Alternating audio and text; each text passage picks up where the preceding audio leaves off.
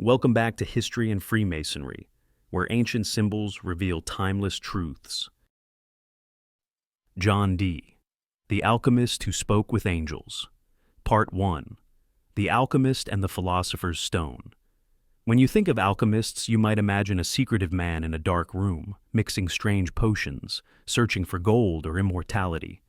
But the real story of John Dee is far more fascinating and far more mysterious. He wasn't just an alchemist, he was a mathematician, an astronomer, a magician, and a man who claimed to have spoken directly to angels.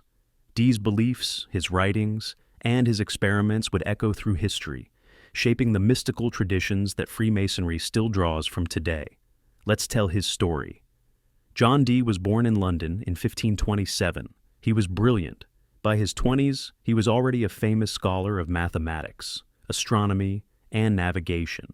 He even coined the phrase British Empire when advising Queen Elizabeth I on overseas expansion.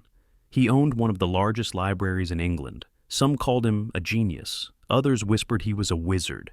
You see, Dee didn't just study science. He believed the world was filled with divine patterns, that numbers, stars, and metals were all connected in a grand cosmic plan.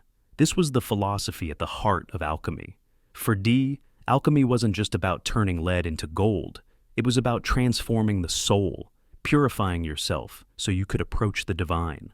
In his private workshop at Mortlake, Dee performed alchemical experiments, studied ancient texts, and searched for the legendary Philosopher's Stone. What is the Philosopher's Stone? In the medieval imagination, it was more than just a magical substance. Alchemists believed it could transmute base metals like lead into gold, but also that it could heal diseases and grant immortality, both physical and spiritual. For Dee, the stone was a symbol of ultimate wisdom, the perfection of nature and of the human spirit, the great work that freed the soul from its impurities and revealed the hidden light of God. He owned books by medieval masters like Raymond Lull, Paracelsus, and Pseudo Geber, and scribbled notes on the mystical correspondences between the planets, metals, and the human soul. In his own cryptic book, Monas Hieroglyphica, Dee presented a strange single glyph, the monad, which he claimed held the key to understanding the unity of the universe. But alchemy alone wasn't enough for Dee. He wanted to hear directly from heaven. Part 2. The Enochian Language and the Angelic Conversations. In 1582, he met Edward Kelly, a mysterious scryer who claimed he could see spirits.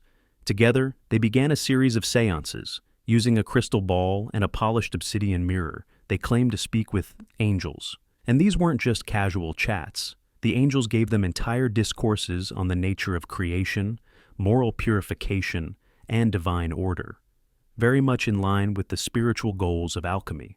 Most astonishingly, the angels dictated to them an entire language, Enochian. What is Enochian?